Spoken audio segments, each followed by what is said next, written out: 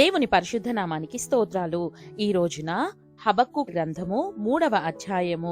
ఈ అధ్యాయములో 19 వచనాలున్నాయి. మొదటి వచనం, ప్రవక్తయగు హబక్కుకు చేసిన ప్రార్థన, వాద్యములతో పాడదగినది. రెండవ వచనం, యెహోవా నిన్ను గూర్చిన వార్త విని నేను భయపడుచున్నాను.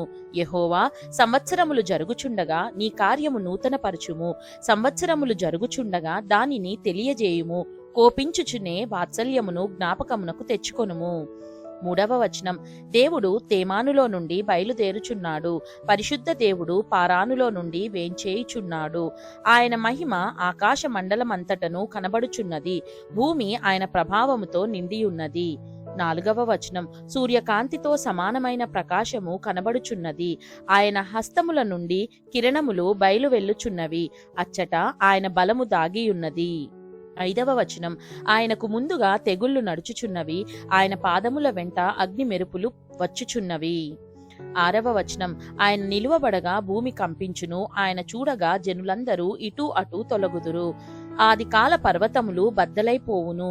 పురాతన గిరులు అణుగును. పూర్వకాలము మొదలుకొని ఆయన ఈలాగు జరిగించువాడు. ఏడవ వచనం, కూషీయుల డేరాలలో ఉపద్రవము కలుగగా నేను చూచితిని. మిద్యాను దేశస్థుల డేరాల తెరలు గజగజ వణికెను. ఎనిమిదవ వచనం, యెహోవా నదుల మీద నీకు కోపము కలిగినందుననా, నదుల మీద నీకు ఉగ్రత కలిగినందుననా, సముద్రము మీద నీకు ఉగ్రత కలిగినందుననా నీ గుర్రములను కట్టుకొని రక్షణార్థమైన రథముల మీద ఎక్కి వచ్చుచున్నావు. తొమ్మిదవ వచనం, విల్లు వరలో నుండి తీయబడి ఉన్నది. నీ వాక్కుతోడని ప్రమాణము చేసి నీ బాణములను సిద్ధపరిచియున్నావు. భూమిని బద్దలు చేసి నదులను కలుగజేయుచున్నావు. 10వ వచనం, నిన్ను చూచి పర్వతములు కంపించును. జలములు ప్రవాహములుగా పారును. సముద్రాగాధము ఘోషించుచు తన చేతులు పైకెత్తును. 11వ వచనం, నీ ఈటెలు తలతలలాడగా సంచరించు నీ బాణముల కాంతికి భయపడి సూర్యచంద్రులు తమ నివాసములలో ఆగిపోవుదురు.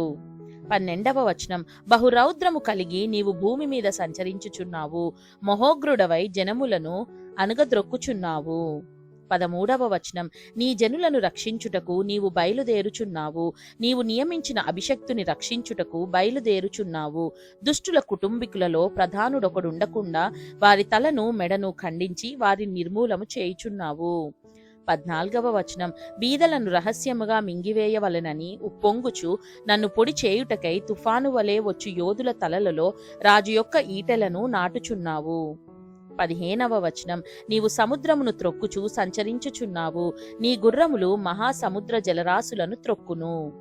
16వ వచనం, నేను వినగా జనుల మీదికి వచ్చువారు సమీపించు వరకు నేను ఊరకొని శ్రమ దినము కొరకు కనిపెట్టవలసియున్నది.